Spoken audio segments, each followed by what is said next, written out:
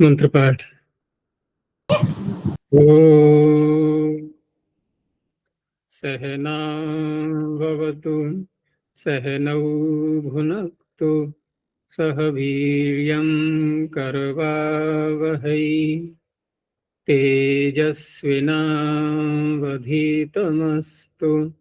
मा विद्विषावहै। ओम शांति शांति शांति।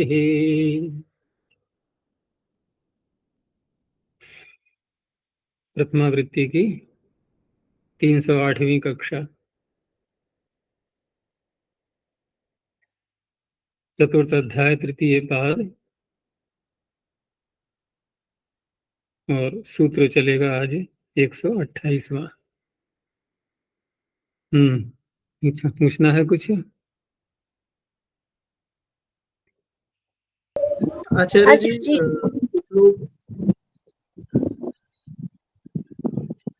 कुछ लोग जैसे रेलयान को अग्निरथ बोलते हैं, या फिर डीजल पेट्रोल पे जो चलने वाले वाहन है उनको तैल रथ बोलते हैं। तो क्या रथाद्य यह सूत्र उसमें लग सकता है? हाँ, लग सकता है, क्योंकि रथ शब्द की व्युत्पत्ति की जाती है रमन्ते अस्मिन् इति, जिसमें आराम से रमण करते हैं, यात्रा करते हैं, बैठते हैं, ये सारी चीजें आ जाएंगी उसके अंदर। तो ये सारे ही रथ कहलाते हैं, जो भी वाहन हैं। वो तो मैंने इसलिए कल बताया था कि जो व्यवहार में हिंदी में हम जो रथ शब्द का प्रयोग करते हैं वो किसके लिए करते हैं, तो वो तो एक अलग वस्तु है, उसी के लिए बोलेंगे, सबको रथ नहीं बोलेंगे। लेकिन व्युत्पत्ति के आधार पर सभी वाहन रथ कहलाते हैं। अब जिसमें महाभारत का युद्ध चल रहा था, वहां भी वो रथ का ही तो वर्णन आता है।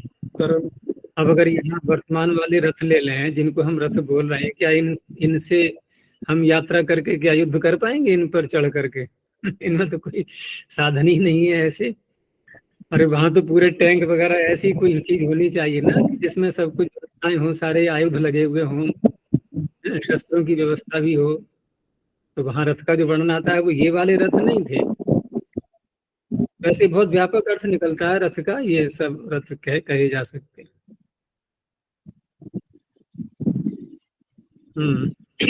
हाँ, तेजस्विनी क्या पूछ रही? अच्छा जी, कृते ग्रंथ है ये।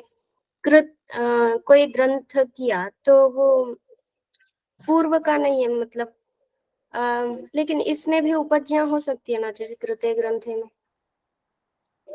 कृत्य ग्रंथे, कृत का जो बताया था मैंने, कि जो पूरी रचना अपनी कहलाती है। जैसे श्लोकों की बात हो रही थी कल, तो एक तो ये किसी पूर्वाचार्य का उठा करके श्लोक रख दिया है ना, बना बनाया। और एक सारी ही रचना अपनी है। विषय भले ही पीछे से चला आ रहा है, क्योंकि विषय तो हम वही लेंगे ना जो विद्या वेदों से चली आ रही है, उसी में से कोई ना कोई भाग हम ग्रहण करेंगे और उसी पर रचना की जाएगी, सूत्रों की रचना हो या श्लोकों की रचना हो। लेकिन जहां पर पूर्व आचार्यों के भी ज्यों के त्यों उठा करके उद्धरण रखे जाते हैं, तो वहां पर कृत का व्यवहार उस तरह से नहीं हो पाएगा। जैसे अष्टाध्यायी में ही बहुत से सूत्र आते हैं ना जो पूर्व आचार्यों के हैं, लेकिन श्लोकों की रचना जिसका उदाहरण दिया गया था कल, वो वरुचि का, वो उन्हीं की थी सारी उसमें, इसलिए उसको कृत के रूप में ले लिया है। वह इतना ही अंतर है, कोई ज्यादा अंतर नहीं है प्रोक्त और कृत में। क्योंकि कृत में भी तो प्रवचन तो हो ही रहा है, प्रवचन का तात्पर्य दूसरों के लिए प्रकाशन तो हो ही रहा है, बस रचना उनकी अपनी है, इतना ही अंतर है। अच्छा जी, उसमें कृत में उपज्ञा हो सकती है या नहीं? हाँ, उपज्ञा हो सकती है। उपज्ञा के आधार पर हम रचना करने लगे। अब उपज्ञा हुई और उसका उपज्ञा को अगर हम दूसरों को प्रकाशित न करें तो हमारे पास ही तो रह जाएगी वो। अब प्रकाशित करने का साधन क्या हो सकता है? दूसरों को बताना, तो ग्रंथ के रूप में बताना, वैसे प्रवचन करना। और वैसे भी प्रवचन यदि किया है, बताया है किसी के लिए, और अगर वो ग्रंथ के रूप में नहीं आ पाया तो कालांतर में जाकर के वो समाप्त हो जाएगा, उसका प्रचार ही नहीं हो पाएगा उस उपज्ञा का। तो उदाहरण किसका देंगे हम फिर? हम उदाहरण उसी का देंगे जो वर्तमान में यहाँ तक विषय चला आ रहा है, वो तभी आ सकता है जबकि प्रकाशित भी हो चुका हो। तो फिर जब प्रकाशित हुआ तो हम कृत्य ग्रंथ को वो तो ग्रंथ का हो गया। उपज्ञा का तात्पर्य विषय है, जिस विषय को लेकर के, जैसे बात हो रही थी कल, कौन सा उदाहरण था? कल अकालकम व्याकरण। तो व्याकरण तो ठीक है, व्याकरण तो जो ग्रंथ यदि हम नाम बोलेंगे, ग्रंथ का नाम बोलेंगे तो वहां तो प्रोक्त या कृत्य इस रूप में व्यवहार करेंगे। लेकिन जो काल की परिभाषा से रहित वाला विषय है, ठीक है ना, तो वहां पर जो विषय आया है जिस व्याकरण में, किसी ग्रंथ का नाम तो नहीं लिया ना भाई। पाणिनीयम अकालकम व्याकरणम, पाणिनीय शब्द से कहा है, पाणिनीय किसी ग्रंथ का नाम नहीं है। तो पाणिनि का जो विषय उन्होंने प्रस्तुत किया जनता के सामने, वो कैसा है? काल की परिभाषा से रहित है। और वो काल की परिभाषा न रखना, ये इनकी अपनी उपज्ञा हो गई।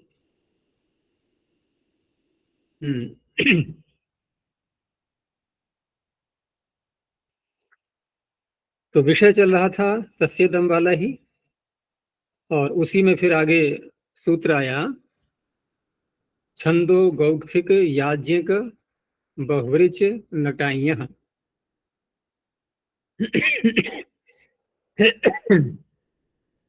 छंदो गौक्थिक याज्ञिक बहुवृच नटात पंचम एक वचनांतम यह प्रथम एक वचनांतम। इसमें शब्द दिए हैं छंदोग, औक्थिक, याज्ञिक, बहुवृच, नट इत्येतेभ्यः षष्ठी समर्थेभ्यः प्रातिपदिकेभ्यः इदम इत्यस्मिन् अर्थे यः प्रत्ययो भवति। अब यहाँ जो छंदोग, औक्थिक, याज्ञिक, बहुवृच, ये जो सारे शब्द हैं,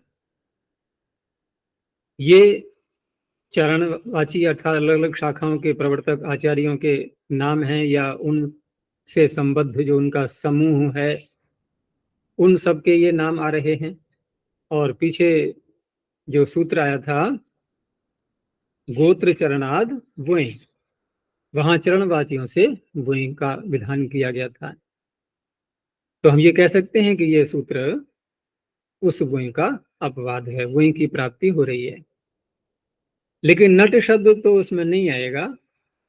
लेकिन यहां पर क्योंकि इनके साथ में पढ़ा हुआ है ये नट, तो इस पर भी प्रभाव पड़ जाता है उसका। अब इस पर भी प्रभाव पड़ जाता है, तो अब हम सभी को एक तरह से चरणवाची लेकर के और वही की प्राप्ति दिखाएंगे। तो चरणवाचियों से जब हम प्रत्यय करते हैं एकदम इस अर्थ में, तो जैसा पीछे बताया गया था कि चरणवाचियों से इदम इतना कहने पर भी एक विशेष अर्थ लेते हैं, धर्म और आमनाय। चरणात् धर्माम नाययो हो, ये वाक्य प्रसिद्ध है कि चरणवाचियों से इदम अर्थ जब लेंगे तो कोई भी वस्तु नहीं, उनका धर्म या उनका आमनाय, कोई ग्रंथ आदि, उसी अर्थ में होगा। तो यहाँ पर ऐसे ही अर्थ लेना है अब कि छंदों का नाम, जो छंदों एक समुदाय है, छंदों को जो उच्चारण करते हैं, बोलते हैं, उनकी व्याख्याएं करते हैं, तो ये भी शाखाओं के प्रवर्तक रहे हैं इनमें से बहुत से लोग। तो उनके ग्रंथ को या उनके धर्म को कहा जाएगा छांदोग्य। देखो उपनिषद के नाम से प्रसिद्ध है ही छांदोग्य उपनिषद। ऐसे ही अन्य शब्दों को ले लो, औक्थिक, औक्थिक्यम, याज्ञिक से याज्ञिक्यम। एक शब्द आ रहा है इसमें बहुवृच। तो बहुवृच ये क्या है? बहु और रिच जो शब्द है, इसका करेंगे समास। कौन सा समास किया जाए? कर्मधारय करें, बहुत ऋचाएं, कोई अर्थ नहीं निकलेगा। बहुव्रीहि समास करेंगे। बहवः, बहवः नहीं बल्कि बह्व्यः स्त्रीलिंग में, ऋच शब्द स्त्रीलिंग का है। बह्व्यः ऋचः यस्य, जिसकी बहुत ऋचाएं हैं, ठीक है ना, जिसने बहुत ऋचाओं पर अधिकार किया हुआ है, उनको जानता है, इस तरह से। अब यहाँ जो शब्द बना बहु और रिच का समास करके बहुवृच हलंत है ये। अब यहाँ पर समासांत प्रत्यय करेंगे, तो कौन सा प्रत्यय करें समासांत, बोलो।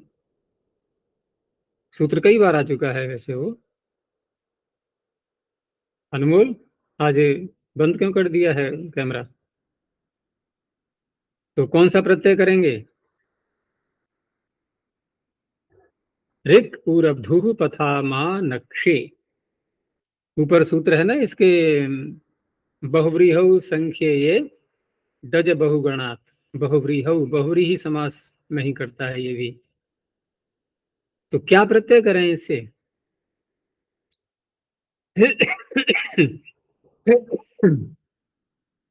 ऋक् पूरब्धुः पथामा नक्षे से प्रत्यय क्या किया जाएगा? अ तो कहाँ से लाएंगे हम अ की अनुवृत्ति इसमें? उसी में है आचार्य। इसी में है, अच्छा तो ठीक है।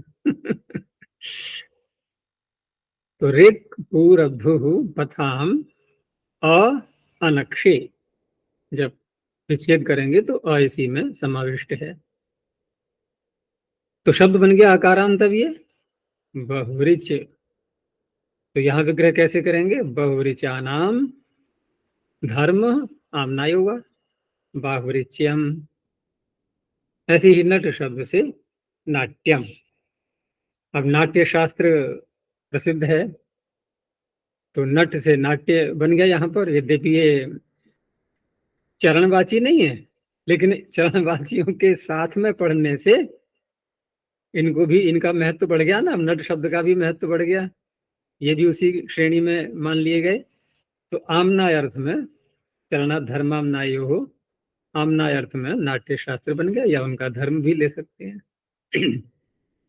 आचार्य जी, उणादि सूत्र में कहा था जनिदाच्यो, उसमें अंत में नटः भरतः, इसमें लिखा है नमतीति नटः वंशावरोही इति प्रसिद्ध है।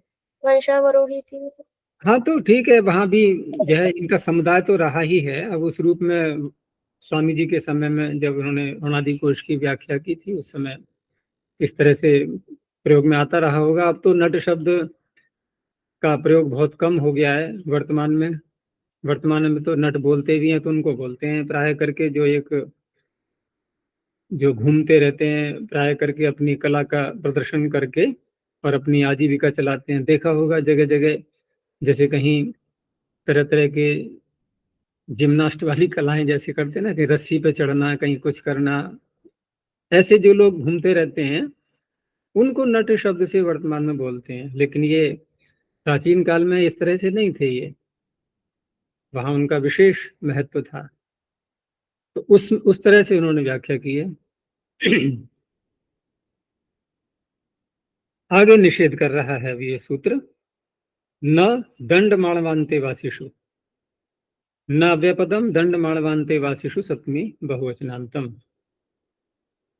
इसमें शब्द है दंड माणव। तो दंड माणव क्या है कि दंड है प्रधानम येषाम, दंड प्रधान है जिनका, दंड मुख्य है जिनके लिए। तो दंड मुख्य किन के लिए होता है? दंड कौन रखेगा अपने पास में? अब क्योंकि मानव शब्द भी आ रहा है, तो मानव कोई अधिक आयु वाले के लिए तो नहीं बोलते हैं, लड़के के लिए प्रयोग में आता है मानव शब्द, मानवक या मानव, ये दोनों शब्द। तो यहाँ आश्रम की रक्षा करने के लिए कुछ छात्रों को ही लगा दिया, या फिर अन्य किसी को वेतन पर रख लिया, तो उसे कहा गया और उसको दंडा दे दिया कि लो पकड़ो ये, और रक्षा करनी है तुम्हें, कोई पशु ना आ जाए या अन्य कोई आए तो सूचना देना। तो ऐसे जो रक्षा करने वाले थे उनको कहते थे दंड माणव। तो एक तो ये शब्द हो गया। अंतेवासी तो शिष्यों के लिए आता है, ये पीछे भी आ चुका है। तो दंड मानव है। अब यहाँ एक चीज और है यहाँ पर कि पीछे गोत्र शब्द आया था, गोत्र चरणाद्वय, लेकिन उस गोत्र की अनुवृत्ति तो आगे सब में नहीं आ पाई थी, जैसे पिछले सूत्र में भी नहीं थी, वहां केवल चरणवाची ही थे। यहाँ पर गोत्र की अनुवृत्ति भी लाते हैं। तो इस तरह से अर्थ सूत्र का बनेगा कि गोत्रवाचिभ्यः षष्ठी समर्थेभ्यः प्रातिपदिकेभ्यः इदम इत्यस्मिन् अर्थे। अब अर्थ कहने पर भी वो अभिधेय भी साथ में दे दिया कि दंड माणवेशु अंतेवासीषु च अभिधेयेषु है, वही प्रत्ययो न भवति। अब निषेध कर दिया कि वही प्रत्यय नहीं होता। तो वही प्रत्यय तभी हो पाएगा जब गोत्र की अनुवृत्ति लाएंगे हम और गोत्र चरणाद वही से वही की प्राप्ति दिखाएंगे, उस वही को ये रोकेगा। तो अब ये जो प्रत्यय करना है हमें, तो अभिधेय तो बनेंगे दंडमाणव और अंतेवासी, अर्थात आश्रम के रक्षक और शिष्य। इदम अर्थ में इनके, तो किन के, तो जिनके बताया जाएगा वो शब्द गोत्र प्रत्यांत होंगे, गोत्रवाची होंगे। जैसे उदाहरण दिया गौ कक्ष्य, तो गौ कक्ष्यस्य यानी गोकक्ष शब्द से गोकक्ष का अपत्य गोत्र प्रत्यांत करके गौ कक्ष्य बना लिया पहले, और गौ कक्ष्यस्य अब उसके दंडमाणव ले लें या शिष्य ले लें अंतेवासी, ये हो गया इदम अर्थ। तो गौ कक्ष्यस्य दंडमाणव अंतेवासी में हुआ गौ कक्षाः। तो यहाँ पर यकार का लोप भी हो जाएगा, वही आपत्य से च तद्धिते नाति। ऐसे ही अगला शब्द है दक्ष। तो दक्ष को हम गोत्रवाची बनाएंगे तो कौन सा प्रत्यय करेंगे? वहां पर कण्वादिभ्यो गोत्रे, कण्वादि गण में आया हुआ है दक्ष शब्द, तो उसे अण प्रत्यय करके बना लिया। नहीं, दक्ष से इयश्च, हाँ इयश्च से करेंगे, इयश्च से अण प्रत्यय करेंगे, दाक्षी बनाएंगे, दाक्षी से फिर इयश्च से अण प्रत्यय करके, तो वहां उसका बनेगा फिर कि दक्ष का यानी कि दाक्षी का दंडमाणव अथवा अंतेवासी, तो बन जाएगा दाक्षाः। ऐसे महा की शब्द से महा कहा। तो वही की प्राप्ति हो रही थी गोत्र चरणाद, वही से उसको रोक दिया गया है।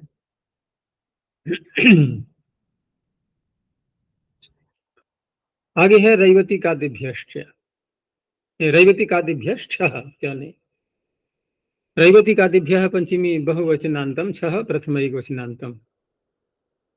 यहां भी गोत्रवाची ही लेना है, और ये इस प्रकरण का अंतिम सूत्र है। कौन सा प्रकरण? गोत्रवाची शेषे का प्रकरण।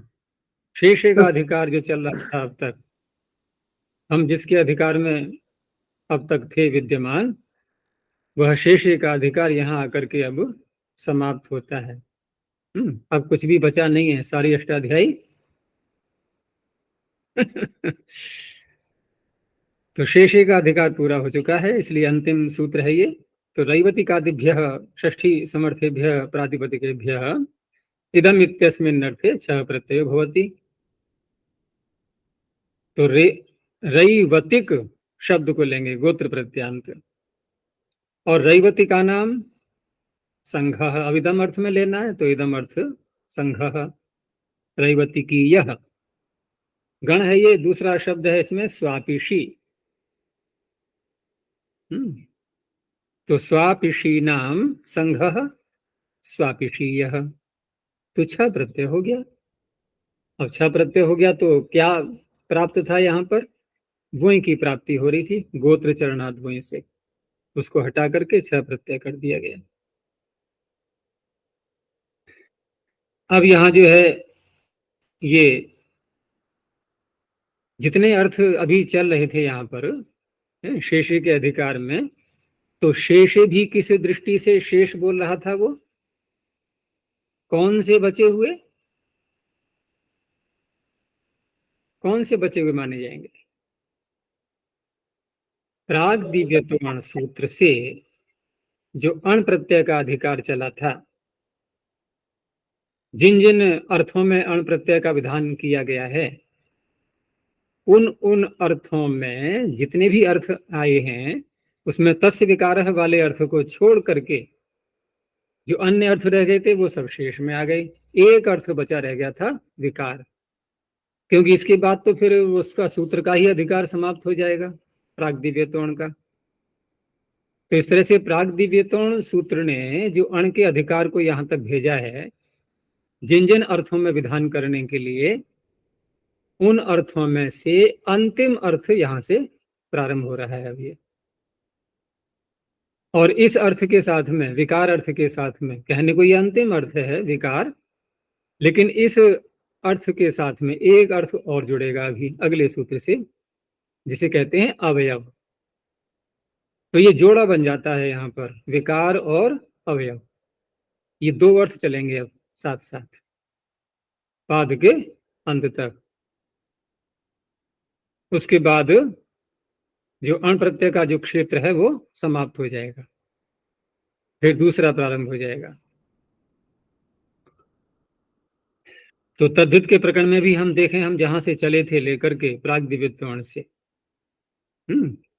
ये पहला ही अधिकार है। ऐसे बहुत से आएंगे अधिकार जहां प्राग प्राग प्राग कह करके सूत्र आगे आते जाएंगे। ये था प्राग दिव्यत्वर्ण। फिर कौन सा आएगा अगले अधिकार को कहने के लिए? प्रागपहतिष्ठक। ऐसे करके भिन्न भिन्न क्षेत्र आते जाएंगे। ये बड़ा है, काफी बड़ा था ना, तीसरे पाद में आकर के इसकी समाप्ति होगी अब ये। तो सूत्र है तस्य विकारः, तस्य षष्ठी क्वचनान्तम विकारः प्रथमई क्वचनान्तम।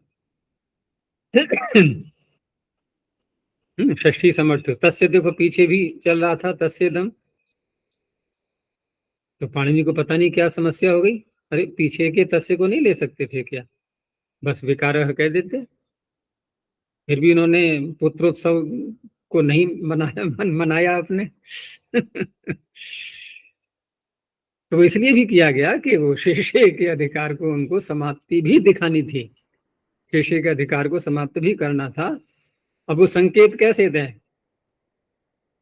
भाई? और तो कोई संकेत उनके पास है नहीं, यही संकेत होते हैं, सूत्रों के द्वारा ही कुछ ना कुछ निकालते हैं तरीका। तो उन्होंने यही तरीका निकाला कि यहाँ पर तस्य को दोबारा बोल देते हैं, छात्र अपने आप समझ जाएंगे कि क्यों कह रहे हैं दोबारा ये।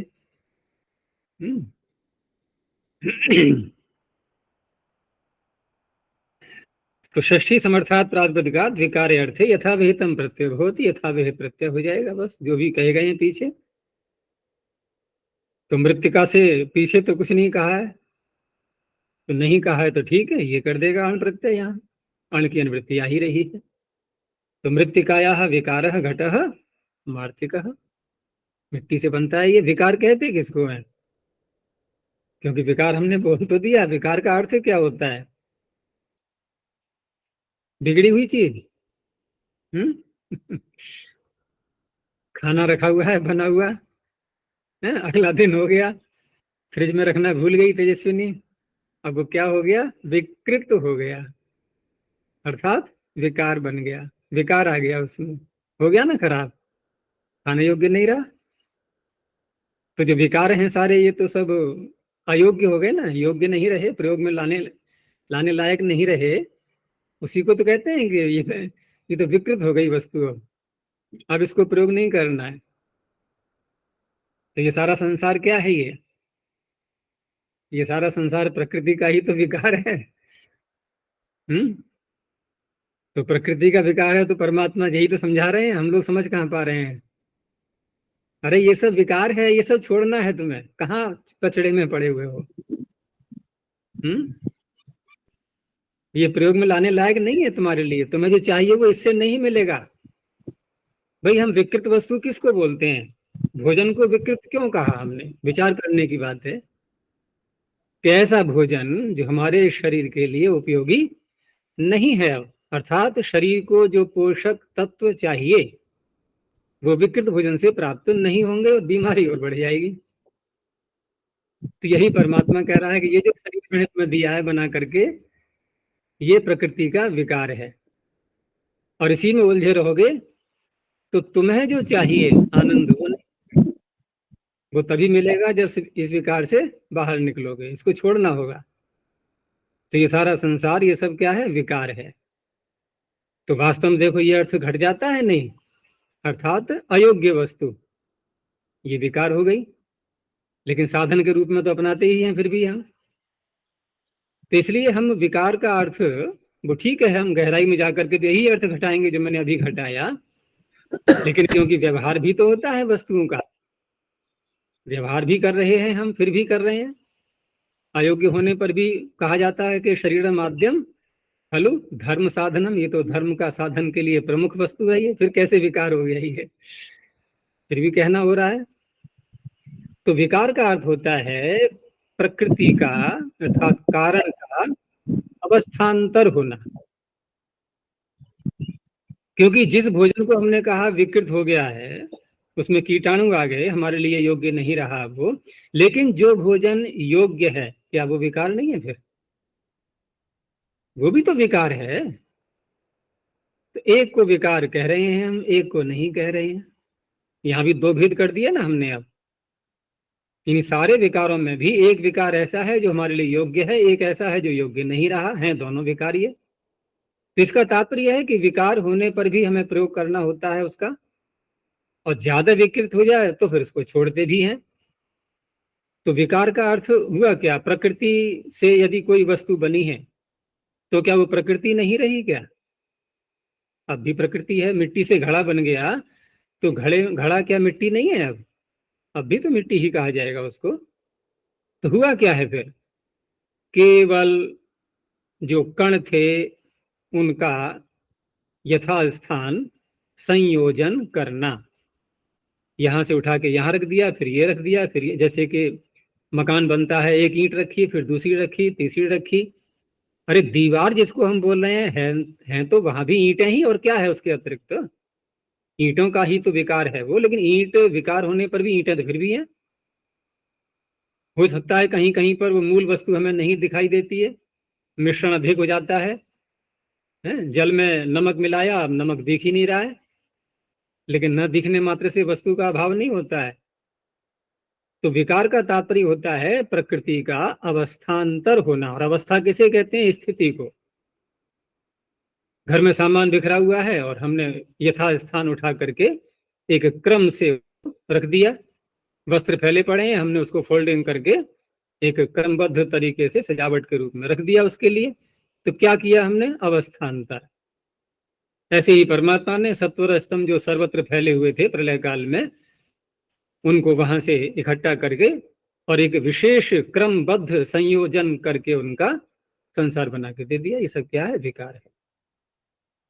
तो विकार होने से वस्तु बदल नहीं जाती है, केवल अवस्थान्तर होता है, ये ध्यान रखना है। तो इसमें हम दार्शनिक रूप से भी इस तरह की व्याख्या कर सकते हैं, और वो घट भी जाएगी यहाँ पर प्रत्येक वस्तु में। जैसे अभी हमने मार्तिकह देखा, अब हम उसको घड़ा कहने लगे तो नाम बदल गया नहीं? बदल गया। लेकिन घड़ा कहने से मट्टी का अभाव नहीं हुआ है वहां पर, वहां अब भी विद्यमान है वो। तो यण प्रत्यय हुआ। ऐसे ही अश्मन शब्द से, अश्मन किसे कहते हैं? पत्थर के लिए। उसका विकार, उससे बना हुआ कोई भवन है, नीचे फर्श में बिछाते हैं और भी जहां लगाते हैं, वो सब कहलाया जाएगा आश्मन। अब यहाँ आश्मन तो नकारांत है तो नस तद्धिते लगना चाहिए, लेकिन टी भाग के लोग को यहाँ पर नहीं। हाँ, यहाँ विकल्प से किया जाता है, नित्य प्राप्त हो रहा है। तो वार्तिक आता है वहां पर भस्य के अधिकार में, भसंज्ञा के अधिकार में ही, कि अश्मनो विकार उपसंख्यानम। अश्मन शब्द से विकार अर्थ में जब प्रत्यय करेंगे तो टी भाग का लोग जो नस तद्धिते से नित्य प्राप्त हो रहा है वो विकल्प से होगा। तो टी भाग का लोप कर लेंगे तो आश्म है, नहीं तो आश्मन। आगे है भस्मन शब्द से भास्मन। अब यहाँ तो टी भाग का लोप रोकना होगा ना। यहाँ तो ठीक है, विकल्प से कर दिया हमने, अश्मन विकार उपसंख्यानम। लेकिन भस्मन में, वैसे तो अश्मन में भी लगेगा वो, क्योंकि अन सूत्र दोनों में रोक रहा था, प्रकृति भाव कर रहा था। यहाँ विकल्प से विधान कर दिया, और भस्मन में अन सूत्र ने प्रकृति भाव से रोक दिया उसको। तो यहाँ यथाविहित में पीछे से कोई ऐसा प्रत्यय नहीं दिखाया है कि हम कहने लगा कि चलो हम राष्ट्रीय राष्ट्रीय बहुत बोलते थे, यहाँ भी बोल देते हैं कि राष्ट्र से विकार है। राष्ट्रीय क्या होगा? राष्ट्र का विकार घटेगा ही नहीं। इसलिए पीछे एक उदाहरण नहीं दिए हैं कि सुरघ्न से विकार है। सुरघ्न बहुत आ रहे थे ना, सुरघ्न राष्ट्रीय है माथुर। अब क्यों नहीं बोल रहे? क्योंकि विकार अर्थ में घट नहीं पाएंगे ना वो। अच्छा, शेषे का अधिकार नहीं है। मैंने अभी बोला था राष्ट्रीय बोला, ये सूत्र कहाँ पर है? शेषे के शेषे के बाद अधिकार में। शेषे के अधिकार में भी है, पीछे से वो भी आ रहा है, प्राग दिव्यतोण। प्राग दिव्यतोण का अधिकार यहाँ चल रहा है नहीं? जी तो प्राग दिव्यतोण का अधिकार चल रहा है, तो ठीक है कि हमने शेषे के अधिकार को लेकर के राष्ट्र से तो घा प्रत्यय कर दिया, लेकिन हम अब यहाँ पर क्योंकि शेषे का अधिकार नहीं है, तो राष्ट्र से विकारः कह करके अब कौन सा प्रत्यय करेंगे? फिर यही तो कहेंगे भी अण हो सकता है अब, लेकिन राष्ट्र का विकार संभव हो पाएगा? इसलिए राष्ट्र के उदाहरण जो यहाँ पर नहीं दिए गए अब, क्योंकि विकार जिसका संभव है उसी का तो होगा जिससे कुछ वस्तु बनती है, जो प्रकृति की भूमिका निभाता है। जब हम विकृति बोलते हैं तो विकृति का दूसरा शब्द क्या है? प्रकृति। प्रकृति कारण और विकृति कार्य। तो जहां कार्य कारण का संबंध संभव हो पाता है वहां विकार से व्याख्या करेंगे। अब सुगुण से विकार नहीं कह पाएंगे। भले ही ठीक है कि हम यहाँ पर हम यथाविहित अण प्रत्यय ही कर सकते हैं, शेषे के अधिकार में न होने पर भी अण की तो प्राप्ति सर्वत्र हो ही जाएगी, तो वो भी नहीं दिखाएंगे क्योंकि प्रकृति के रूप में है ही नहीं ये बस ये शब्द। जहां प्रकृति संभव है वहां पर विकृति होती है। मिट्टी से तो बनते हैं सामान, इसलिए मार्तिका बन गया, आशमा बन गया, भास्मना बन गया। अब एक अर्थ और जोड़ देना है इसमें। आज अनमोल नहीं है क्या?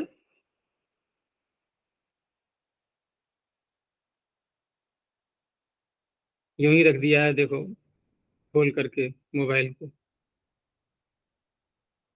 क्योंकि माइक तो खुल सकता था। अवयवे च प्राण्यौषधि वृक्षेभ्यः। अवयवे सप्तम एकवचनान्तम च व्यपदम प्राण्यौषधि वृक्षेभ्यः पंचमी बहुवचनान्तम। तो एक अर्थ यहाँ पर और प्रारंभ कर दिया है, लेकिन उस अर्थ में जिन प्रकृतियों से प्रत्यय होगा वो भी साथ में बोल दी गई है। तस्य विकार में नहीं कहा ऐसा, तस्य विकार में किसी प्रकृति का निर्देश नहीं किया है, तो सारी प्रकृतियां आ गई। यहां पर प्रकृति भी साथ में बोल दी। प्राणी, औषधि और वृक्ष, ये तीन प्रकार के शब्द इसमें लिए गए हैं। तो प्राणी, औषधि, वृक्षवाचिभ्य षष्ठी समर्थेभ्य प्रातिपदिकेभ्यः अवयवे विकारे च अर्थे यथाविहितम प्रत्यय भवति। यथाविहित शब्द यहां भी बोला जा रहा है, यथाविहित पीछे भी बोला, ठीक है ना? तो यथाविहित कहने से कोई व्यवस्था भंग नहीं हो रही है यहाँ, क्योंकि अर्थ को बढ़ाया गया है, और अर्थ को बढ़ाकर के साथ में ये भी कह दिया है कि आगे आने वाले सूत्रों से, अथवा अथवा इसलिए कहा मैंने कि आगे आने वाले सूत्र तो अपवाद के रूप में बनेंगे, लेकिन औत्सर्गिक प्रत्यय भी तो चल रहा है अण।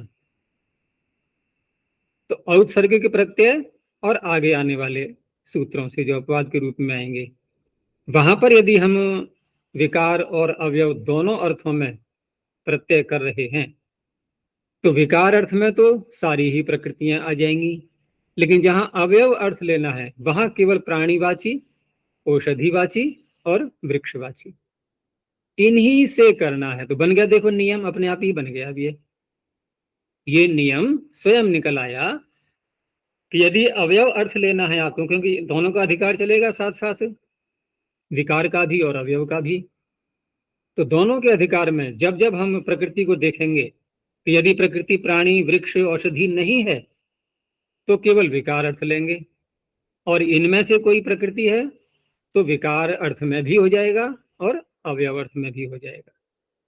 बस ये आगे के सूत्र में सब जगह ध्यान रखना है। तो नियमार्थ सूत्र बन गया ये।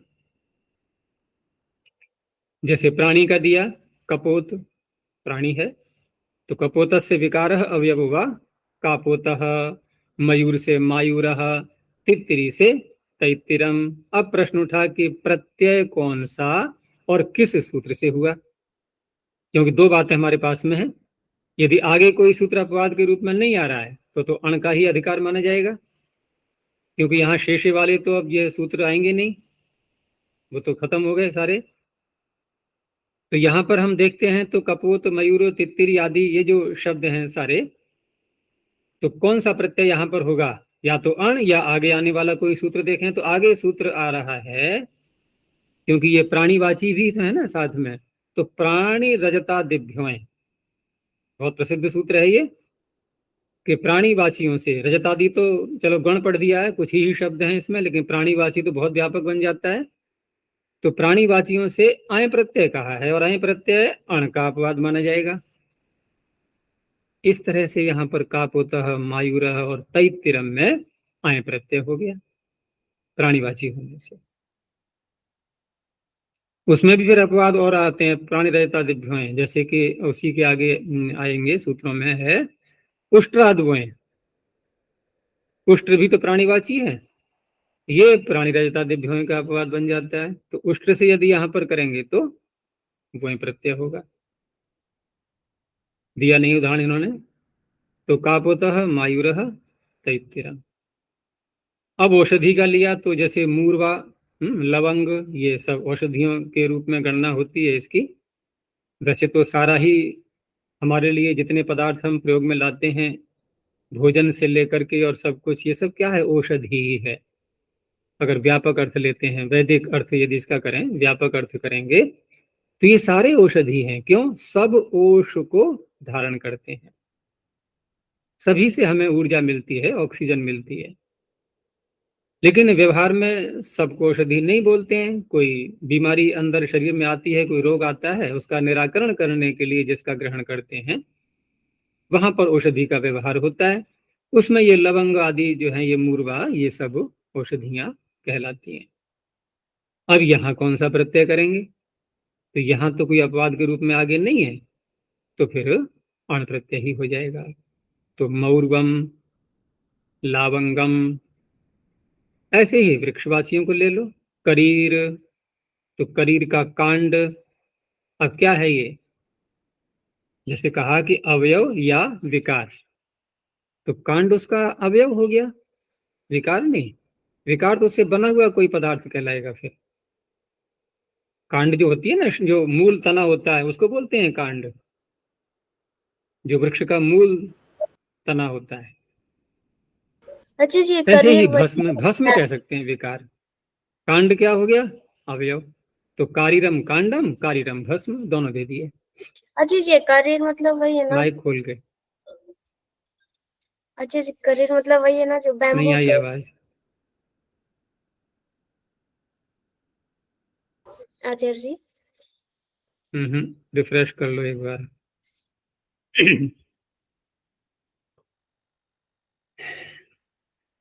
तो कारीरम कांडम और कारीरम भस्म।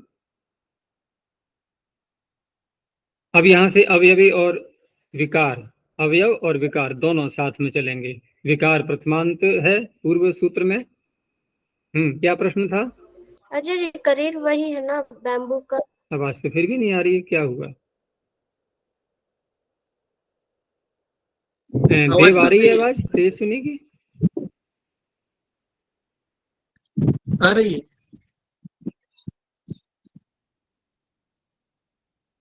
मैं ही रिफ्रेश करता हूँ, मुझे किसी की नहीं आ रही है। देव जरा माइक खोलना अपना। मुझे आ रही है आचार्य जी आपकी आवाज। नहीं आ रही है मुझे, एक मिनट।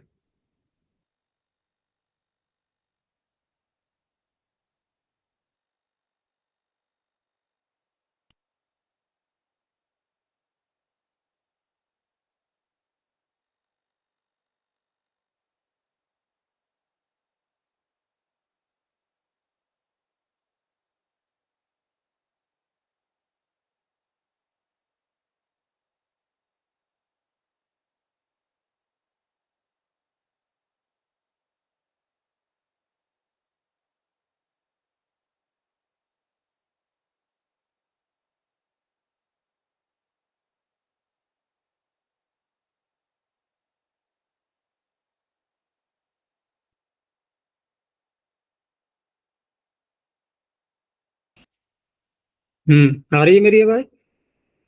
जी, आपकी आ रही है। आ रही है अभी। तुम लोगों की नहीं आ रही है।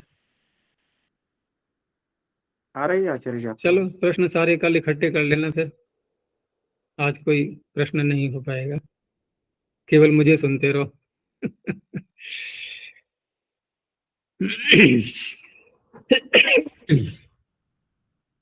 तो विकार पीछे प्रथमांत था, तस्य विकारः, इसमें सप्तमी है, तो विभक्ति से उलझन में मत पड़ जाना, विभक्तियों का कोई ज्यादा महत्व नहीं है यहाँ पर। तो विकार और अवयव दोनों की निवृत्ति चलेगी आगे अब, और उसमें घटाते जाएंगे प्रत्येक सूत्र में कि जो प्राणी औषधि वृक्षों से भिन्न शब्द हैं, वहां पर केवल विकार अर्थ लेंगे, और जहां प्राणी औषधि वृक्षवाची जोड़ेंगे वहां पर विकार और अवयव दोनों अर्थ ले लेंगे। तो अगला सूत्र आया बिल्वादिभ्यों। अब यहाँ जो गण दिया जा रहा है बिल्वादी, तो पहला ही वृक्षवाची है, तो हो सकता है इसमें अन्य शब्द भी ऐसे ही आए बिल्वादी गण में। बिल्वादिभ्य पंचमी बहुवचनांतम अण प्रथमैक वचनांतम बिल्व आद्रियेषाम ते बिल्वादयः। तो बिल्वादिभ्यः षष्ठी समर्थेभ्यः प्रातिपदिकेभ्यो विकारावयवयोरर्थयोः अण प्रत्ययो भवति। विकार और अवयव दोनों अर्थ साथ में चलेंगे। अब बोले सब जगह जाएंगे, लेकिन घटाना हमें प्राणी औषधि वृक्ष में दोनों अर्थ और अन्य शब्दों में एक अर्थ। तो बिल्वस्य विकारो अवयवो वा बैल्वः, क्योंकि बिल्व तो वृक्षवाची ही है, तो दोनों अर्थ ले लिए। ऐसे ही व्रीहि शब्द से व्रैहः, बैल्वः व्रैहः। अब रही बात कि ये अण क्यों विधान करना पड़ रहा है, अण की क्या समस्या, अण तो यथा विहित चल ही रहा था, और फिर भी यहाँ पर अण प्रत्यय कहा जा रहा है। तो स्पष्ट है कि कहीं ऐसा कोई प्रकरण आगे आएगा कि जहां पर दूसरा प्रत्यय कहा जाएगा। तो दूसरा प्रत्यय यहाँ पर यह है कि जो शब्द अनुदात्त आदि होंगे, तो आगे प्रसिद्ध सूत्रों में जो सूत्र एक तो मैंने बताया था प्राणी रजतादिभ्यों, ऐसे ही एक सूत्र है अनुदात्तादेष्ट्य, ये भी प्रसिद्ध सूत्र है। तो अनुदात्तादेष्ट्य, अनुदात्त आदि वाले, अनुदात्त वर्ण जिसका पहला है, तो उन सब से जो प्रत्यय कहा गया है, तो वहां ऊपर से निवृत्ति चल रही है अय प्रत्यय की ओर, अय सूत्र से वहां पर अय प्रत्यय कहा गया है, तो अय और अण बस यही भेद चलेगा, यहाँ पर स्वर का भेद चलेगा। तो अय की प्राप्ति हो रही थी और इसने अण प्रत्यय कर दिया है। अब रही बात कि ये अनुदात्त आदि कैसे मानेंगे इसको, और ये केवल अय के ही अपवाद की बात नहीं है। अनुदात्तादेश से अय के अपवाद के रूप में कुछ शब्द आएंगे इसमें, और कुछ शब्द ऐसे आएंगे जो कि मयट के भी अपवाद कहलाएंगे। आगे मयट प्रत्यय भी आ रहा है, और मयट प्रत्यय का जो अधिकार चलेगा आगे, मयट वैतयोर भाषायाम अभक्ष्याच्छादनयोः, यहाँ से चलेगा। तो वहीं पर सूत्र आगे आएगा नित्यम वृद्ध शरादिभ्यः, वृद्ध संज्ञकों से और शरादी गण में पढ़े हुए शब्दों से नित्य ही मयट होता है। तो बिल्वादी गण में कुछ शब्द ऐसे भी हैं जो कि वृद्ध संज्ञक हैं, तो उनके लिए यह मयट का अपवाद बन जाएगा, और अन्य शब्दों के लिए अनुदात्तादेश सूत्र से प्राप्त अय का अपवाद बन जाएगा। बस यही अंतर है।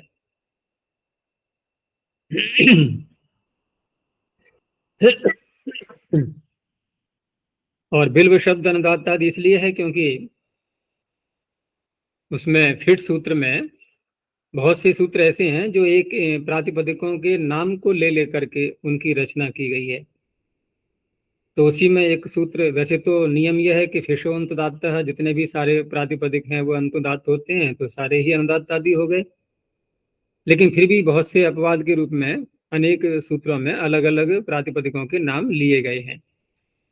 तो बिल्व शब्द के लिए भी एक सूत्र आता है फिर सूत्र में कि बिल्व तिष्योर वांत स्वरितत्वम, बिल्व और तिष्य ये दो शब्दों में विकल्प करके स्वरितांत, अंत स्वरित कहा गया है उसमें। तो अंत स्वरित कहा गया है, तो फिर दूसरे स्वरित कहेंगे अंत में, तब भी अनुदात्त आदि बन गया। दूसरे पक्ष में हिशोंतदात्त से अंतदात्त होगा, तब भी अनुदात्त आदि बन गया, दोनों ही पक्षों में। तो अय की प्राप्ति में अण कर दिया गया है, बैल वह ब्रह्म। अब क्योंकि इस अण की अनुवृत्ति आगे भी जा रही है तो वहां भी ऐसे ही घटाएंगे। जैसे अगला सूत्र है कोपधाच्य, कोपधात पंचम एक वचनांतम च्याव्यपदम। तो ककार जिसकी उपधा में है वो कोपद हो गई। कोपधात प्रातिपदिकात विकारावयवयोरर्थयो अण प्रत्ययो भवति। अब यहां भी जब अण का विधान किया जा रहा है तो स्पष्ट ये भी किसी का अपवाद बनेगा, तो ये भी अय प्रत्यय का अपवाद है। और यहां भी अय प्रत्यय अनुदात्ता देश सूत्र से ही प्राप्त हो रहा है, क्योंकि ये जो शब्द उदाहरण के रूप में आ रहे हैं इसमें, जैसे तित्तिडीक, उड़ादी कोश में देखते हैं तो ये शब्द है तिन्तिडीक। तिन्तिडीक बनाया गया है। एक सूत्र है फरफरी का चौथे देश, पाद में ही है शायद, फरफरी फरफरी का देश। तो फरफरी का देश में पीछे से ईकन प्रत्यय की अनुवृत्ति चल रही है और वहां पर तिम धातु से तिम तिम स्टिम स्टीम आर्द्री भावे, तो उससे तिन्तिडीक बनाया है, द्वित्व किया गया है और डकार भी लाया गया है उसमें। वो अलग प्रक्रियाएं हैं सारी ऐसे ही करके।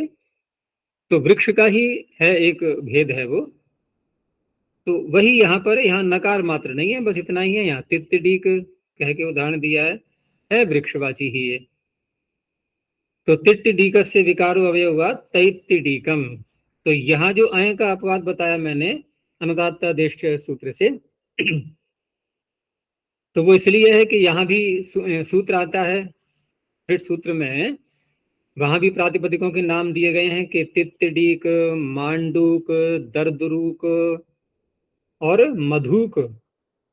ये शब्द जो हैं ये कैसे माने गए हैं? तो एक सूत्र तुमने पढ़ा होगा, पीछे भी कई बार बोला है मैंने, लघावंते द्वयोश्च बहुवशो गुरु। ये तो याद हो गया होगा अब तक, कई बार आ चुका है। लघावंते द्वयोश्च बहुवशो गुरु। शर्त क्या है सूत्र की? लघु अंते, अंत में लघु होना चाहिए, तो समझ में आ गया। फिर द्वयोश्च, दो में एक लघु अंत में होना चाहिए। तो हम दूसरा वाक्य क्या बनेगा कि शब्द ऐसा हो जिसमें कम से कम दो लघु अवश्य हो। समझ में आ गया? और उन दो में से हो सकता है वो दो लघु प्रारंभ में ही आ जाए, हो सकता है दो लघु मध्य में ही आ जाए, लेकिन अंत में एक लघु अवश्य हो। और कहीं तीन लघु भी हो सकते हैं, तो तीन में दो तो आ ही गए ना। तो दो लघु में से एक लघु अंत में हो, केवल एक लघु वाला शब्द नहीं लेंगे। अब इतना तो निश्चय हो ही गया। एक तो ये शर्त हो गई। दूसरी शर्त क्या है सूत्र में? बहुवशः। और अश शब्द जो शंतनु आचार्य हैं वो किसको कहते हैं? अच प्रत्याहार, जिसको पाणिनि बोलते हैं। तो बहुवशः का अर्थ हो गया बहुवचः, जिसमें बहुत सारे अच हों। तो ये तो स्पष्ट हो गया कि तीन से तो कम संभव नहीं है। अब तीन या तीन से अधिक जिसमें अच हों और जिसमें कम से कम दो लघु हों, बहुत लंबी शर्तें हैं इसकी। उन दो लघु में से एक लघु अंत में हो, है ना। और एक शर्त, लघावंते द्वयोश्च बहुवशः। इतनी बात तो समझ में आ गई, लेकिन एक उसमें गुरु भी आना चाहिए। ये तो बहुत समस्याएं हो गई हैं। द्वयोश्च लघु अंते, दो में से एक लघु अंत में हो और बहुत अच वाला हो और एक गुरु भी हो उसमें। इतनी सारी शर्तें अगर घट जाएंगी तो सूत्र क्या करेगा कि मध्य वाले को उदात्त करेगा। लघावंते द्वयोश्च बहुवशो गुरु हो, गुरु उसमें उदात्त होगा। अब जैसे इसको देखते हैं हम कि तित्तिडीक, तो तित्तिडीक में दो लघु हैं, देखो तित्ति और क, तो अंत में लघु आ गया। चलो एक काम पूरा हो गया। बहुवशः है क्योंकि चार अच हैं, गुरु है इसमें है डा में ई आ रहा है, लेकिन ता में भी तो ई है, तित्ती में गुरु। लेकिन मध्योदात्त करता है, ये तो मध्य में तो आए कम से कम, एकदम आदि अंत में नहीं। देखो जो आदि अंत में नहीं है वो मध्य है। यहाँ मध्य गुण देखना है कि दो इधर, दो इधर, तीन इधर, तीन इधर, ऐसा नहीं। यहाँ मध्य का तात्पर्य आदि अंत में नहीं होना चाहिए गुरु, और आदि अंत में आ भी रहा है, अंत में तो संभव नहीं है क्योंकि अंत में तो लघु होना ही है। आदि में आ रहा है तो कोई आपत्ति नहीं है इसको, लेकिन मध्य में अवश्य आ जाए कहीं ना कहीं। तो ड के ई को उदात्त होगा, ये जब ड के ई को उदात्त हुआ तो फिर अनुदात्त आदि बन ही गया। बहुत बुद्धि लगानी पड़ेगी इनको समझने के लिए, है ना, तब ये सूत्र अपवाद बनेगा। तो अनुदात्ता देश से आई की प्राप्ति थी, उसका अपवाद हो गया। ऐसे ही एक शब्द है तर्कु, को पद है ये। अब तर्कु कैसा है, ये उवर्णांत है। अब उवर्णांत होने से ही अनुदात्ता देश यहां न कह करके यहाँ सूत्र अलग है और ऐं, उवर्णांतों से ऐं प्रत्यय कहा गया है, तो ये भी ऐं का ही अपवाद है। तो तार्कवम। मंडूक में फिर वही बात आ गई, नहीं मंडूक में तो दो लघु नहीं है, एक ही लघु है क। हम्म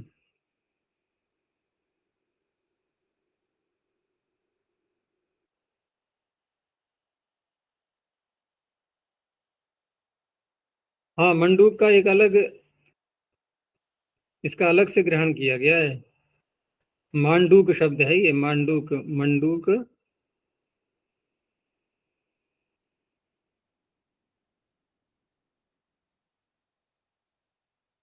वहां असल में एक सूत्र का योग विभाग करके भी अर्थ करते हैं, लघावंते द्वयोश्च बहुवशो गुरु। ये लघावंते लघु अंत में है जिसके, इसको इतना अगर अलग करते हैं तो उस अवस्था में तो मंडूक में घट जाए मंडूकम। ऐसे ही दार्दुरुकम, दर्दुरुक शब्द से यहाँ तो चलो दो लघु मिल जाएंगे, और मधुक में भी दो लघु मिल जाएंगे। मंडूक में समस्या आएगी, इसको अलग से ग्रहण किया जाएगा, फिर लघु अंत्य योग विभाग करके सुलझाया गया है इसको। अनुदात्त आदि सबको बनाना है, और तर्कु में तो अनुदात्त आदि वाली बात भी नहीं है, यहाँ तो और हैं सूत्र अलग से विद्यमान है। तो इस तरह से ये सारे बन गए कोपधाच्य। अब यहाँ अगला सूत्र त्रपुजतनो शुक, इसमें एक आगम बढ़ा दिया गया है। तो त्रपुजतनो षष्ठी द्विवचनांतम शुक प्रथम एक वचनांतम।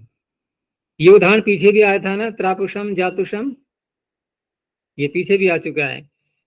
तो त्रपु जतु इत्येताभ्याम षष्ठी समर्थाभ्याम प्रातिपदिकाभ्याम विकारे अर्थे अण प्रत्ययो भवति, प्रत्यय संयोगेन च शुक आगमो भवति। तो शुक आगम भी साथ में रखना है, और ये होगा प्रातिपदिक को, प्रातिपदिक को होने के कारण से ये आएगा उसके अंत में, आद्यंतौ टकितौ। तो त्रपुणो विकारः, त्रपु का विकार, तो त्रपुष बन जाएगा। अब ये शुकागम भी जोड़ दो साथ में, और अण प्रत्यय करके त्रापुषम। अब ये भी देखो, त्रपु उकारांत है, तो अण प्रत्यय कर रहे हैं, तो अगला सूत्र आ ही रहा है और है, ये उसका अपवाद बन गया पहले से ही। जतु भी उकारांत है, तो जतु से जातुषम। अब ये जो शब्द है यहाँ पर त्रपु जतु, ये तो न प्राणीवाची हैं न ही वृक्षवाची हैं, प्राणी औषधि, वृक्ष न औषधिवाची हैं, तो इसलिए यहाँ पर केवल विकार अर्थ ही लेंगे, अब अवयव अर्थ नहीं लेंगे। आगे है और हैं, ओह पंचम एक वचनांतम ऐ प्रथम एक वचनांतम, ये व्यापक बन जाता है सूत्र। वर्णांतात षष्ठी समर्थात प्रातिपदिकात विकारावयवयोरर्थयो हो ऐ प्रत्ययो भवति। अब देखो, अर्थ तो विकार अवयव दोनों ही बोले जाएंगे, लेकिन उवर्णांतों में जो प्राणी औषधि वृक्षवाची होंगे वहां दोनों अर्थ घटाना है, और जहां इन तीन से भिन्न कोई शब्द है वहां पर केवल विकार अर्थ लेना है। अय प्रत्यय ये सर्वत्र करेगा। जैसे देव दारू, अब ये तो वृक्षवाची हो गया, तो विकार अर्थ भी घट जाएगा इसमें, अवयव अर्थ भी घट जाएगा। तो देवदारोर विकारो अवयव होगा दैव दारवम। अब तरु और धेनु ये वर्णांत ले लिए, तो तरु वृक्षवाची में आ गया, धेनु प्राणीवाची में आ गया, तो सभी में विकार अवयव यहाँ जोड़ सकते हैं। कोई ऐसा उदाहरण नहीं दिया है इन्होंने यहाँ पर जो इन तीन से भिन्न हो, प्राणी औषधि वृक्ष से भिन्न हो, इन्हीं के अंतर्गत आ गए हैं सारे ये। इसमें जो देवदारू शब्द है तो यहाँ पर अय प्रत्यय का जो विधान किया गया है,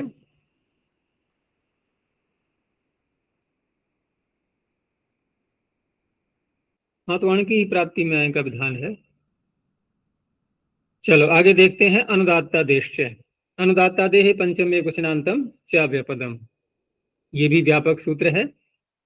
अनुदात्तः आदिर्यस्य, अनुदात्ता देह षष्ठी समर्थात् प्रातिपदिकात् विकारावयवोरर्थयोः अय प्रत्ययो भवति।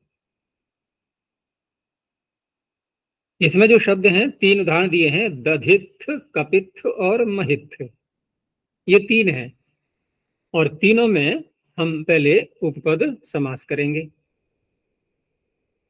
तो उपपद समास करेंगे तो यहाँ पर किस तरह से बोलेंगे, जैसे दधित्थ तो दधनी तिष्ठति इति दधित्थ बनेगा।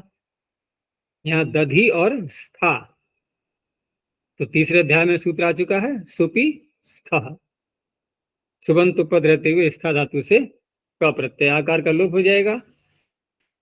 अब रही बात कि स्था के सकार को तकार कैसे करेंगे, तो उसके लिए तो कोई सूत्र नहीं है, क्योंकि जो सूत्र है भी वो यहाँ घट नहीं पाएगा। उधर स्था स्तंभो पूर्वस्य, तो फिर किसकी शरण में जाएंगे हम, प्रशोदरादीनि यथोपदिष्टम। अनाथों को सनाथ बनाने वाला है ये अशरणों को शरण देने वाला, तो इससे यहाँ पर बना लेंगे ऐसे ही बस, प्रशोदरादीनि यथोपदिष्टम, जैसा उपदेश किया गया है उसको यूं ही स्वीकार कर लो, बिल्कुल शंका करने की आवश्यकता नहीं है। तो दधित्थ, ऐसे ही कपित्थ, कपौ तिष्ठति थी कपित्थ बोल लेंगे। तो ये जो सारे शब्द हैं यहाँ क्योंकि समास किया गया है और समास भी है उपपद, तो गति कारक उपपदात्कृत सूत्र प्रसिद्ध है, ये छठे अध्याय का है। तो ऐसे जो शब्द होते हैं गति कारक और उपपद, उनसे उत्तर कृदंत का स्वर रहता है, तो कृदंत का स्वर होने से ये सब बन जाते हैं फिर अनुदात्तादि, ठीक है ना, अंतुदात्त होने के कारण से। क प्रत्यय का स्वर रहेगा, क प्रत्यय आद्युदात्त से उदात्त है। दादित्थम कापित्थम मादित्थम। आगे है पलाशादिभ्यो वा, पलाशादिभ्य पंचमी बहुवचनांतम वा व्यापदम। देखो वृक्षवाची ही हैं लगभग ये सब, तो पलाशादिभ्य प्रातिपदिकेभ्य विकल्पेन विकारावयवोरर्थयोः अय प्रत्ययो भवति। यहाँ विकार अर्थ में अय प्रत्यय होगा तो एक पक्ष में फिर औत्सर्गिक अण हो जाएगा।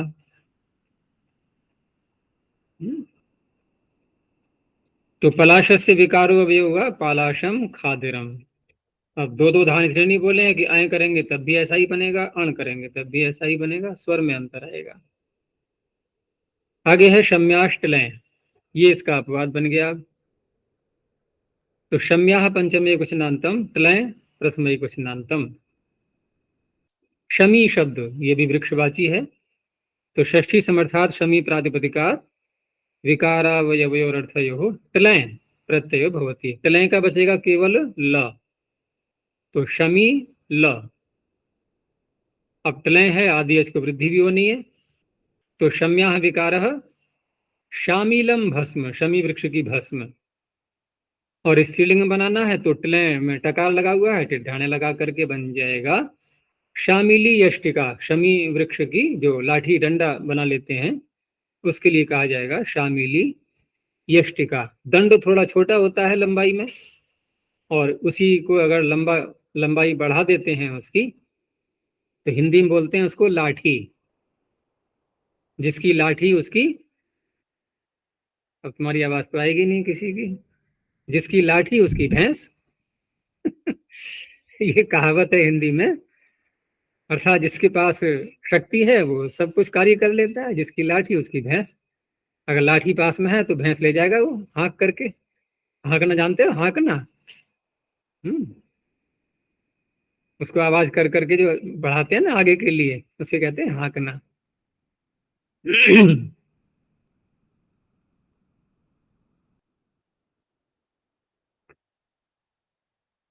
तो कहाँ पे थे हम? हाँ, शामिलम भस्म शामिली यष्टिका। अब आगे मयट प्रत्यय चला है। और मयट प्रत्यय का सूत्र भी बहुत ध्यान से पढ़ना है, क्योंकि बहुत व्यापक सूत्र है ये भी। तो मयड वैतयोर भाषायाम अभक्ष्याच्छादनयोः मयट प्रथम एक वचनांतम वाव्यपदम एतयोः सप्तमी द्विवचनांतम भाषायाम सप्तम एक वचनांतम अभक्ष्याच्छादनयोः सप्तमी द्विवचनांतम। एक तो बात यहाँ पर कही गई भाषा की, अर्थात ये वेदों में सूत्र नहीं लगेगा। दूसरा यह है जिन प्रकृतियों को लिया गया है उन प्रकृतियों में से खाने योग्य और वस्त्रों के रूप में जिनका प्रयोग करते हैं, आच्छादन बिछाना आदि, इनको छोड़ दिया गया है। अर्थात विकार के रूप में अगर कोई भक्ष्य पदार्थ है या आच्छादन है तो वहां ये मयट प्रत्यय नहीं करेगा। ये दो बातें ध्यान देने की हैं। दूसरा यह है कि वाह कहकर के प्रत्यय का विकल्प भी किया गया है। तो सूत्र का अर्थ बन जाएगा कि षष्ठी समर्थात भक्ष्याच्छादन वर्जितयोः विकारावयोरर्थयोः भाषायाम विकल्पेन मयट प्रत्ययो भवति। किसी भी षष्ठी समर्थ प्रातिपदिक से, किसी भी का तात्पर्य वो चाहे प्राणी औषधि वृक्षवाची है या सामान्य अन्य कोई शब्द है। बस अंतर इतना है कि अगर प्राणी औषधि वृक्षवाची लेना है तो दोनों अर्थ ले लेना, विकार अवयव। अन्य कोई शब्द है तो केवल विकार अर्थ लेना है। लेकिन यहाँ पर इन सारे शब्दों से भक्ष्य और आच्छादन के अतिरिक्त अन्य किसी रूप में अगर विकार और अवयव है उसका, तो वहां पर विकल्प से मयट प्रत्यय हो जाता है। तो इस तरह से ये सूत्र हम पीछे भी जितने प्रातिपदिक आ चुके हैं वहां पर भी अगर ये घटेगा तो वहां भी करेगा अपना कार्य। जैसे उदाहरण लिया, पीछे हमने अश्म का उदाहरण देखा था ना, अश्मनो विकारः, तो आश्मः आश्मनः ये बनाए थे दो शब्द। एक में प्रकृति भाव रखा था, एक में टी भाग का लोप कर दिया गया था।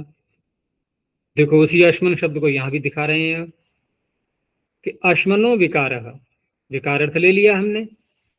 तो ये सूत्र कह रहा है कि ये अश्मन का विकार आपके लिए एक तो भक्ष्य पदार्थ नहीं हो, दूसरा आच्छादन न हो, तो ऐसा तो हो ही नहीं। अश्मन का न तो हम खाने योग्य वस्तु बनती है न ही आच्छादन के लिए।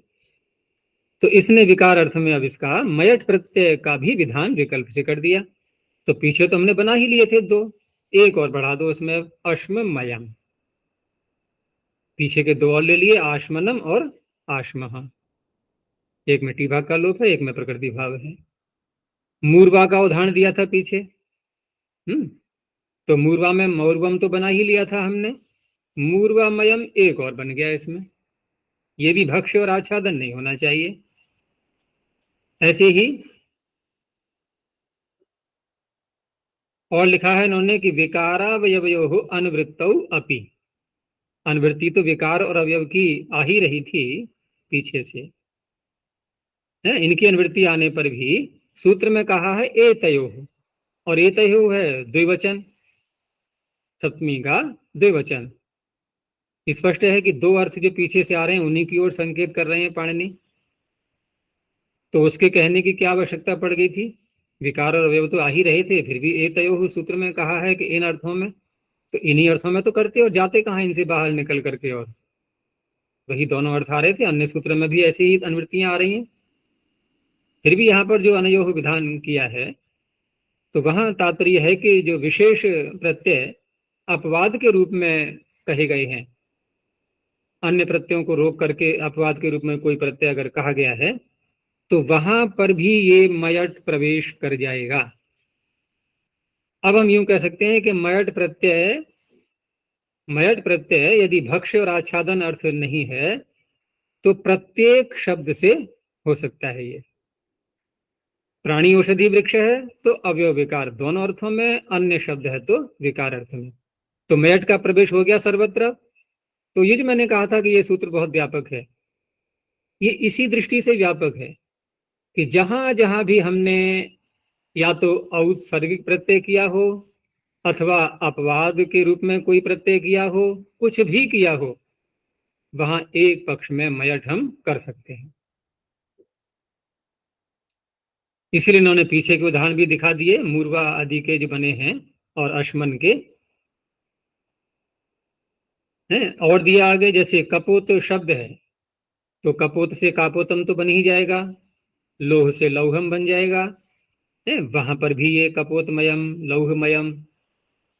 जबकि अपवाद के रूप में वहां प्रत्यय कहा गया है, फिर भी ये मयट वहां भी प्रवेश कर जाएगा। तो मयट का विधान बहुत व्यापक बन जाता है, नहीं कि अपवाद भी इसको नहीं रोक पाते हैं।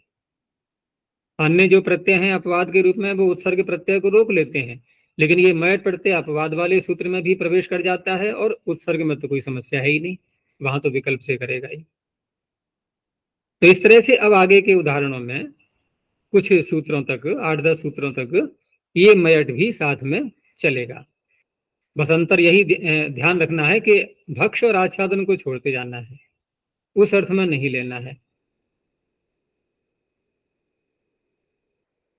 जैसे यहां पर भी यदि हम प्रत्युदाहरण के रूप में देखें तो जैसे मुद्ग शब्द है, मुद्ग बोलते हैं ना उसके मूंग के लिए, और मूंग से हमने पदार्थ बनाया, दाल इत्यादि बनाते हैं या सूप बनाते हैं, तो वो कैसा होता है, वो भक्ष्य पदार्थ होता है वो तो।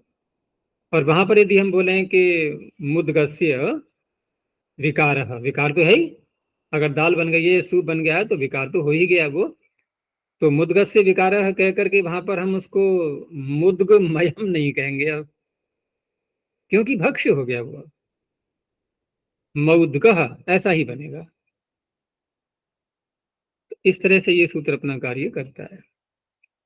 चलो अब इतना ही रखते हैं अभी, और आगे अब सूत्र सरल हैं, ये कल को पूरा समाप्त भी करना है, इसके लिए पूरा पाठ हो जाएगा कल। प्रणव ध्वनि। ओ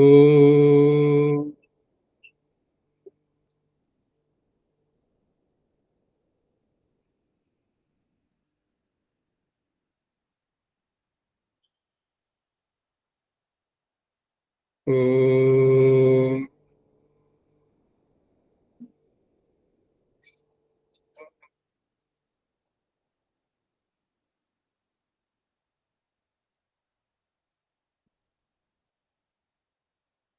ओ